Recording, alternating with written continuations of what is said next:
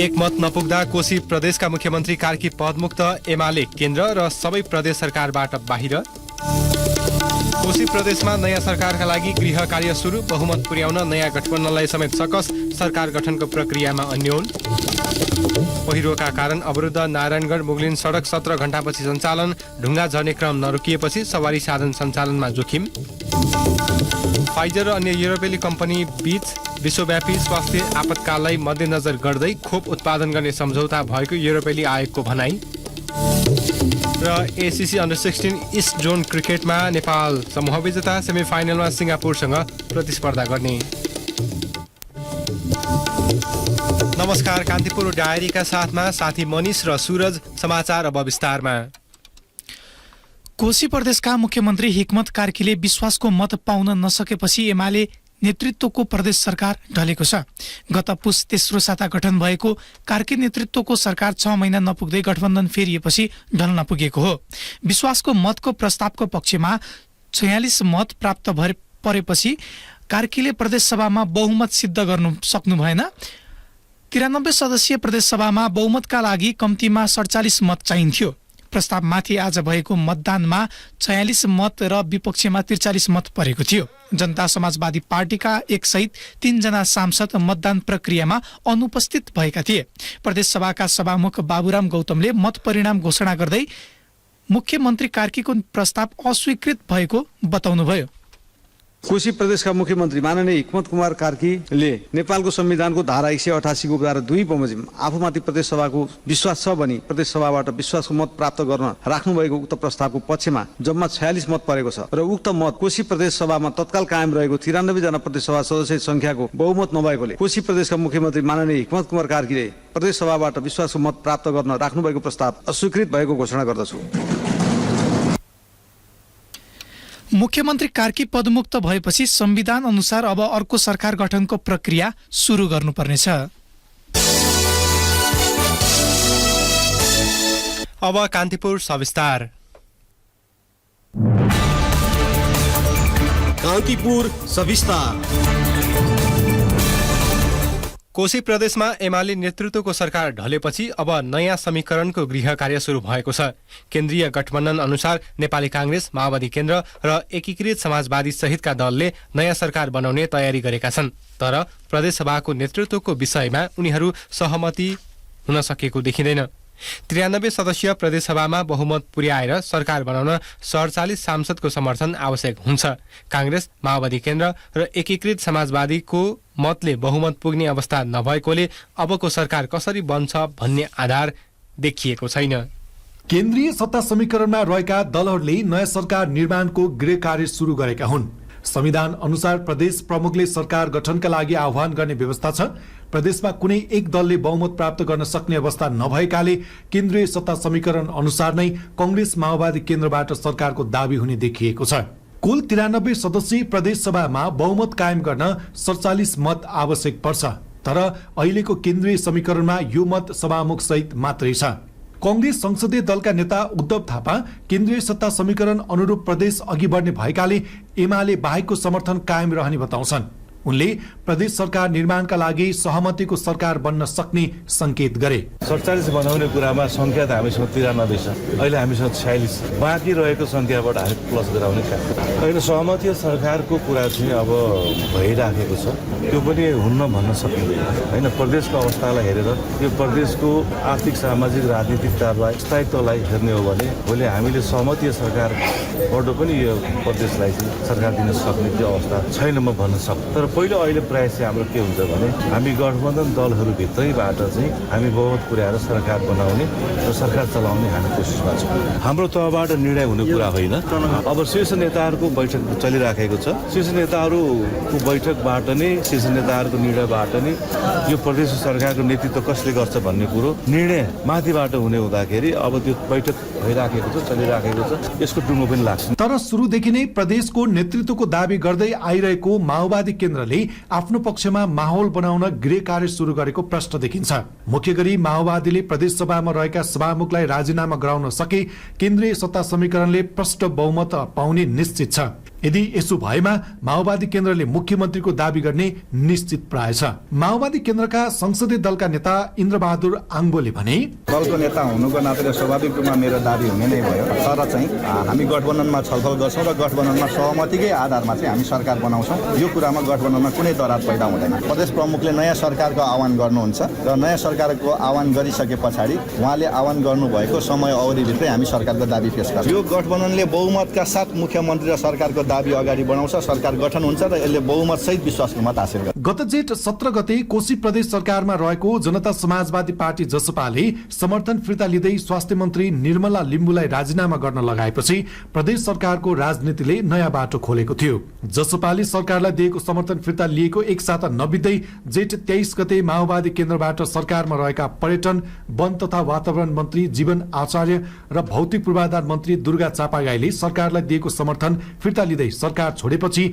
धर्मरायको कार्की नेतृत्वको सरकार अन्ततः ढल्न पुग्यो। केन्द्रीय सत्ता समीकरण अनुसार माओवादी केन्द्रकी कांग्रेसले सरकारको नेतृत्व गर्ने भन्ने प्रसंगमा गठबन्धनको अर्को दल एकीकृत समाजवादीका नेता राजेन्द्र कुमार राईले भने सहमति त अब नेपाली कांग्रेस माओवादी जो भयो भने केन्द्रमा त्यो खालको समझदारी भयो भने अब के छ भने जुनसुकै जिम्मा पनि लिनुपर्ने भएको हुनाले त्यसको लागि तयारी छु। तर व्यक्तिगत रूपमा मेरो दाबी र प्रयास चाहिँ अनौपचारिक रूपमा हाम्रो एक खालको सहमति पनि बन्दै गएको छ। तर यसलाई केन्द्रसँग बसेरै टुङ्गो लाग्नु पर्ने भएको हुनाले अब केन्द्रले चाहिँ टुङ्गो लगाइहालेको चाहिँ छैन। कोशी प्रदेश सभामा नयाँ सत्ता समीकरण अनुसार कांग्रेसका 29, माओवादी केन्द्रका सभामुख सहित 13, नेकपा एकीकृत समाजवादीका 4 र जनता समाजवादी पार्टी जसपाका गरी 47 सांसद छन्। तर जसपाले सरकार गठनका लागि शर्त अघि सारेको छ। एमालेका उपसभामुख सहित 40 जना र राप्रपाका 6 जना सांसद छन्।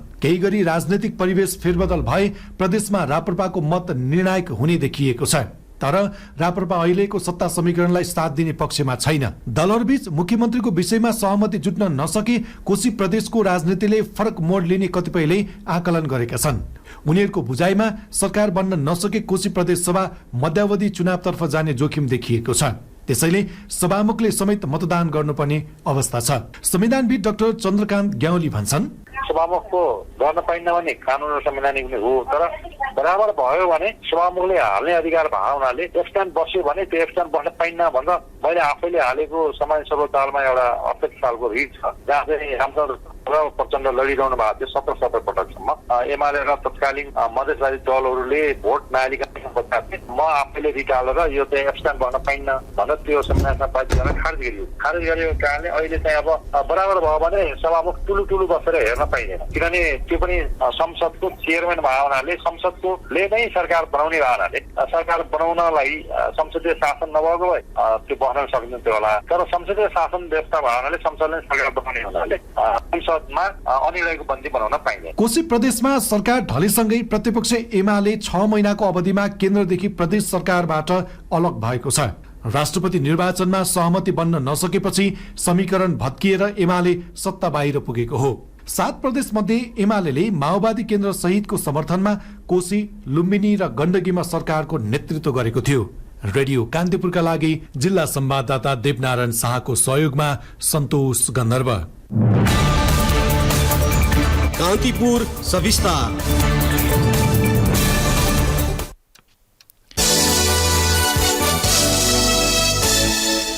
चितवनको नारायणगढ मुगलिन सडकको तुइन खोला नजिक हिजोदेखि खसेको पहिरो सफा गरेपछि आज साँझ 5 बजेबाट सवारी साधन सञ्चालनमा आएको छ। माथिबाट ढुङ्गा झर्न नरोकिएपछि होसियारीका साथ सवारी साधन सञ्चालन गर्न भरतपुरको डिभिजन सडक कार्यालयले आग्रह गरेको छ। सो सडक हिजो अपराह्नदेखि अवरुद्ध भएको थियो। पहिरो सफा हुन साथ सवारी साधन सञ्चालनमा आएपछि माथिबाट खसेको ढुङ्गाले 2वटा मोटरसाइकललाई लागेको हाम्रा सहकर्मीले जनाएका छन्। मोटरसाइकल चालकहरू भागेर ज्यान जोगाएको डिभिजन कार्यालयका प्रमुख रमेश प्रसाद पौडेलले बताउनुभयो। हिजोदेखि नै सडकमा रोकिएका गाडी लाम भएकाले सडक पुरै खुल्न समस्या भएको छ। ढुङ्गा झर्न नरोकिएपछि जोखिम मोलेर सवारी साधन कुदाउनु पर्ने बाध्यता छ। कान्तिपुर डायरीमा अब ब्रेकको पालो। अब बाँकी प्रसङ्ग। ललिता निवास जग्गा प्रकरणमा पक्राउ परेका भाटबडिन सुपरमार्केटका सञ्चालक मिनबहादुर गुरुङ सहित 3 जनाले दिएको बन्दी प्रत्यक्षकरणको रिटमा सर्वोच्च अदालतले कारण देखाउ आदेश दिएको छ। निर्वाचन आयोगका पूर्व आयुक्त सुधीर कुमार शाह, मिनबहादुर गुरुङ र मालपोत कार्यालयका पूर्व कर्मचारी धर्मप्रसाद गौतमले दिएको निवेदनमाथि सुनवाई गर्दै सर्वोच्चका न्यायाधीश कुमार चुडालको एकल इजलासले कारण देखाउ आदेश दिएको हो। पक्राउ परेका 3 जनाले हिजो नै सर्वोच्चमा बन्दी प्रत्यक्षकरणको रिट दिएका थिए। शाह, गुरुङ र गौतम सहित मालपोतका पूर्व कर्मचारी गोपाल कार्कीलाई असार 12 गते पक्राउ गरी अदालतबाट 7 दिनको म्याद थप गराएर अनुसन्धान गरिरहेको छ। सोही प्रकरणमा पक्राउ परेका मालपोतका पूर्व कर्मचारी कलाधर देउजा, सुरेन्द्रमान कपाली र भूपेन्द्र मणि केसीले भने पहिले नै सर्वोच्चबाट अन्तरिम आदेश लिइसकेकाले उनीहरू पक्राउ परेकै दिन रिहा भएका थिए।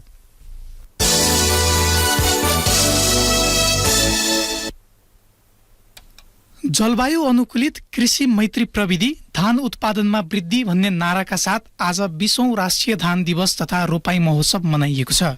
मुलुकको कुल ग्रास्त उत्पादन जीडीपीमा कृषिको योगदान करिब 24% रहँदा धानको हिसाब 15% छ। धानको उत्पादकत्व वृद्धि तथा व्यवसायीकरणलाई प्रबन्धन गर्ने उद्देश्यका साथ 2061 सालदेखि असार 15 गतेलाई राष्ट्रिय धान दिवसका रूपमा मनाइँदै आएको छ।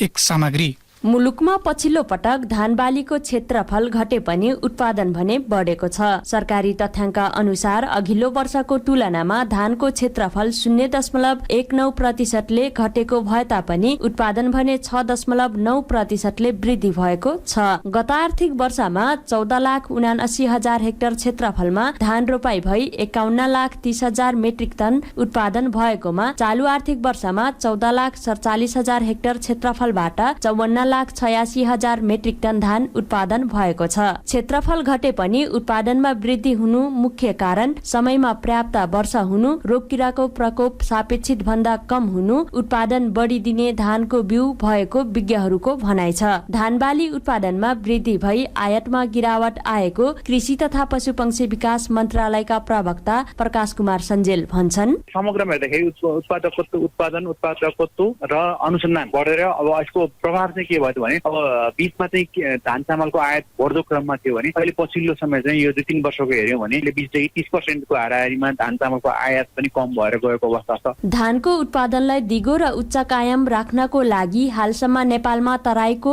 लागि सूचित गरिएका खुल्ला सेचित 13 वटा जलवायु अनुकूलित जात सहित जम्मा 151 वटा धानका जातहरू सिफारिस भइसकेका छन्। जलवायु अनुकूलित जात विकास अन्तर्गत सुक्खा तथा अर्धसिंचित अवस्था सहने 6 वटा र दुबान सहन सक्ने 7 वटा गरी 13 धानका जात समेत किसानले प्रयोग गर्दै आएका छन्। प्रधानमन्त्री कृषि आधुनिकीकरण लगायत धानमा आत्मनिर्भरका लागि विभिन्न कार्यक्रम सञ्चालित छन्। तर वर्षेनी धान रोपाईको समयमा किसानले मल र बिउ समयमै नपाउने, सिँचाइको अभाव झेल्नुका साथै पछिल्लो समय जलवायु परिवर्तनको प्रभाव न्यूनीकरण गरी धान उत्पादनमा दिगो र उच्च कार्य गर्नु चुनौती रहेको बाली तथा कृषि जैविक विविधता संरक्षण केन्द्रका प्रमुख डाक्टर रामकृष्ण श्रेष्ठको भनाइ छ। उनी भन्छन्, अस्ट्रेलियाको संस्थाले एउटा सीएसआर भन्ने त्यहाँको हाम्रो यो नास्ट भन्ने जस्तै संस्थाले गरेको अध्ययनमा चाहिँ सन् 2050 सम्म 8% चाहिँ धानको उत्पादन घट्छ भनेको छ। चाइनाले गरेको एउटा उत्पादनमा त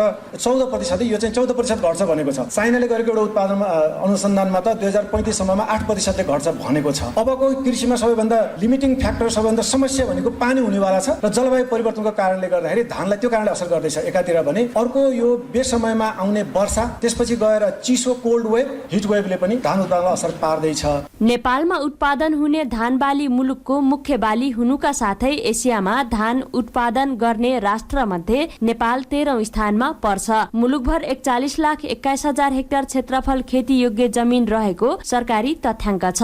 त्यसमध्ये 30,91,000 हेक्टर क्षेत्रफलमा परम्परागत रूपमा कृषि कर्म हुँदै आएको छ। 10,30,000 हेक्टर क्षेत्रफल जमिन भने अझै पनि बाँझो छ। बाँझो खेतको उपयोगमा ध्यान जान नसकिरहँदा धान खेती गर्ने किसानलाई सिँचाइ, मल, बिउको समस्या वर्षौंदेखि उस्तै छ। वरिष्ठ कृषि अधिकृत अमरराज शर्मा भन्छन्, सिँचाइ, मल, खाद, त्यो बिउहरूको व्यवस्था त हुनै पर्यो। सँगसँगै धान खरिद बिक्री सम्बन्धी औपचारिक संरचनाको व्यवस्था हुन चाहिँ एकदम जरुरी देखिएछ। पालिका स्तरमै एउटा ठूलो हजारौं मेट्रिक टन क्षमताको धान अट्ने आधुनिक घर भन्छन् साइकललाई त्यो चाहिँ चाहियो। धान उत्पादनलाई उद्योगसँग जोड्नु। नेपाल कृषि प्रधान देशका रूपमा चिनिए पनि सरकारले किसानलाई मल र बिउ समयमा उपलब्ध गराउन सकेको छैन। यसले गर्दा धानको उत्पादन क्षेत्र घट्दै गएको विज्ञहरूले बताएका छन्। उन्नत बिउ प्रविधिले भने क्षेत्र घटे पनि उत्पादन बढेको विज्ञहरूले बताएका छन्। रेडियो कान्तिपुरका लागि सरिता थारू।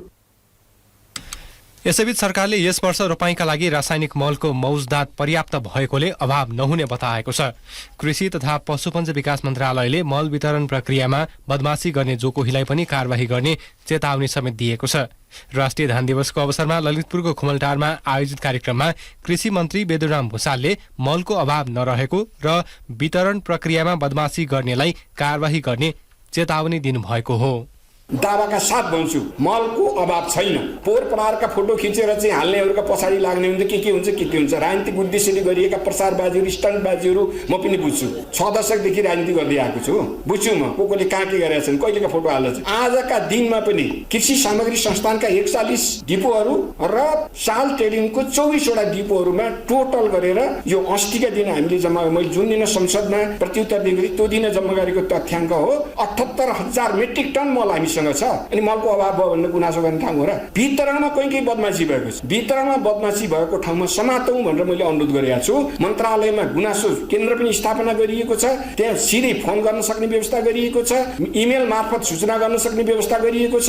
त्यो ठाउँमा जहाँबाट सूचना आएको छ त्यहाँ हामीले चाहिँ तुरुन्तै कारबाही पनि सुरु गरिसकेका छौँ।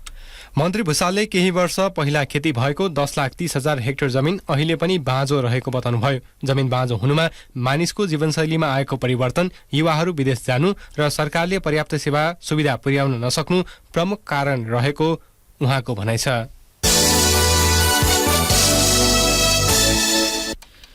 प्रधानमन्त्री पुष्पकमल दाहालले मुख्यमन्त्रीहरूको बैठकले निर्णय गरेको साझा पत्रको विषयमा संघीय सरकारमा छलफल हुने बताउनु भएको छ।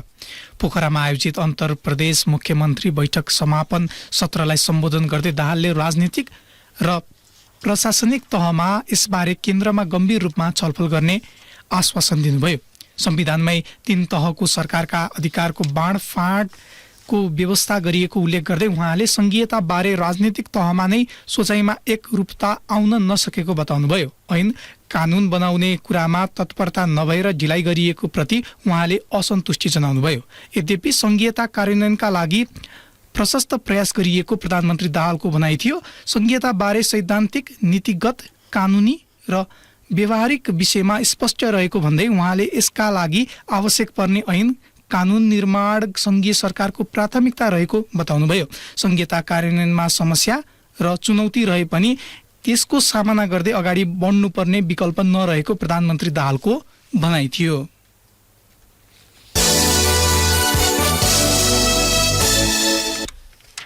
पप्पू कन्स्ट्रक्सन प्रणालीका सञ्चालक हरिनारायण रौनियारलाई प्रहरीले पक्राउ गरेको छ। 1 करोड रुपैयाँ भन्दा बढी ठगीको अभियोगमा पूर्व सांसद रहेका रौनियारलाई आज काठमाडौँबाट पक्राउ गरिएको केन्द्रीय प्रहरी प्रवक्ता कुबेर कडायतले जानकारी दिनुभयो। उनी विरुद्ध गत वैशाखमै बाँके प्रहरीले पक्राउ पूर्जी जारी गरेको थियो। रौनियारलाई बाँके पठाउने तयारी भइरहेको प्रहरीले बताएको छ। तत्कालीन संघीय समाजवादी फोरमका नेता रौनियार 2074 को निर्वाचनमा पर्सा 3बाट निर्वाचित भएका थिए। बर्दियाको जब्दीघाटको बबई पुल निर्माणमा गुणस्तर कायम नगरी भ्रष्टाचार गरेको भन्ने अभियोगमा गत असोज 19 गते अख्तियार दुरुपयोग अनुसन्धान आयोगले विशेष अदालतमा मुद्दा दर्ता गरेको थियो। कान्तिपुर डायरीमा पुनः ब्रेकको पालो। ब्रेकपछि कान्तिपुर डायरीमा अब आर्थिक प्रसङ्ग। आगामी आर्थिक वर्षको बजेटको स्रोत कम भएकाले सबै पक्षलाई समेट्न नसकेको अर्थमन्त्री प्रकाश शरण महतले बताउनु भएको छ। ललितपुर स्थित पार्टी केन्द्रीय कार्यालयमा आयोजित प्रशिक्षण कार्यक्रमलाई सम्बोधन गर्दै अर्थमन्त्री महतले अन्योलताका बीचमा पनि आफूले जायज विषयलाई सम्बोधन गरेर बजेट विनियोजन गरेको दावी गर्नुभयो। अर्थतन्त्रलाई चलायमान गर्न सक्ने विषयलाई मध्यनजर गरी बजेट ल्याएको उहाँको भनाइ छ। कसरी समग्रमा हाम्रो अर्थतन्त्र चलायमान हुन्छ, कसरी हाम्रो चाहिँ राजस्वलाई वैज्ञानिक ढङ्गबाट जो वर्ग समूह ठुलो आम्दानी गर्छन् तर करको दायरामा विभिन्न बाहनामा आइराखेका छैन, त्यसलाई हामीले चाहिँ करको दायरामा ल्याउनु गर्दा कतिपय ती वर्ग समूहहरू जसले चाहिँ त्यो करको दायरामा आइराखेका थिएनन् उनीहरू रिसाउ हुन सक्छ, उनीहरूले त्यही किसिमको सम्प्रेषण सामाजिक सञ्जाल र चाहिँ मिडियामा गरेको हुन सक्दछ। कसैलाई फाइदा पुर्याउने या नपुर्याउने कुराले होइन, आम नागरिकको जुन आकांक्षा छ हाम्रो ठाउँमा बजेट आओस्, विकास निर्माण चाँडै सम्पन्न होस्, काम होस् र एउटा सुशासन सुनिश्चित होस्, पारदर्शिता सुनिश्चित होस् भनी चाहेका छन्। त्यसलाई मध्यनजर राखेर यो बजेटलाई अगाडि बढाइयो। कांग्रेसका प्रवक्ता समेत रहेका अर्थमन्त्री महतले संयुक्त सरकार भएकाले सबैको चाहनालाई एकैपटक सम्बोधन गर्न नसकिने बताउनुभयो। अब हाम्रो आम्दानी के छ, मैले उदाहरणको लागि भने कसौडीमा पकाउने बराबरको हाम्रो सरसामान छ। अब सबैको चाहना पूर्ति गर्न ठुलो खडकुरामा पकाउँदा पनि पुग्दैन। त्यो अवस्थामा के हुन्छ भनेपछि सबैको भावनाको सम्बोधन गर्न सकिँदैन। हाम्रो पनि धेरै जिल्ला जिल्लामा साथीहरूको माग छ, यहाँ पनि भएको भए हुन्थ्यो, यहाँ पनि योजना परेको भएको भन्ने छ, तर त्यो विशिष्ट परिस्थितिमा अत्यन्त न्यून राजस्वको अवस्था, विदेशी सहयोग, ऋण पान गरिकन अब यतिसम्म सकिएला भनेर गरिया छ। तर अब जुन किसिमबाट हामीले चाहिँ यसलाई अगाडि बढाउन खोज्दैछौँ, हामीले अर्थ मन्त्रालयले यो राजस्व बढ्छ र आउने दिनमा हामी ज्यादा काम, धेरै विनियोजन, विभिन्न जनताको आवश्यकतालाई पूर्ति गर्ने हिसाबले हामी धेरै काम गर्न सक्दछौँ। अब अन्तर्राष्ट्रिय प्रसङ्ग, फाइजर र अन्य युरोपेली कम्पनी बीच विश्वव्यापी स्वास्थ्य आपतकालका लागि खोप उत्पादन गर्ने सम्झौता भएको छ। प्रत्येक वर्ष 325 मिलियन खोप उत्पादन गर्ने क्षमता आरक्षित गर्न सम्झौता भएको युरोपेली आयोगलाई उद्धृत गर्दै बीबीसीले जनाएको छ। युरोपेली आयोगले सम्झौताको घोषणा गर्दै एक विज्ञप्तिमा कोभिड महामारीले भविष्यको स्वास्थ्य आपतकालका लागि युरोप तयारी अवस्थामा रहनुपर्ने देखाएको उल्लेख गरेको छ। आफ्ना सुविधालाई अप टु डेट राखेर तथा उनीहरूको आपूर्ति श्रृङ्खलाको अनुगमन गरेर आवश्यक भएमा भण्डारण गर्न पनि आयोगले सुझाएको छ। कुनै पनि प्रकारका स्वास्थ्य आपतकालीन घोषणा गरियो भने कम्पनीले छिटो उत्पादन सुरु गर्ने पनि आयोगले जनाएको छ।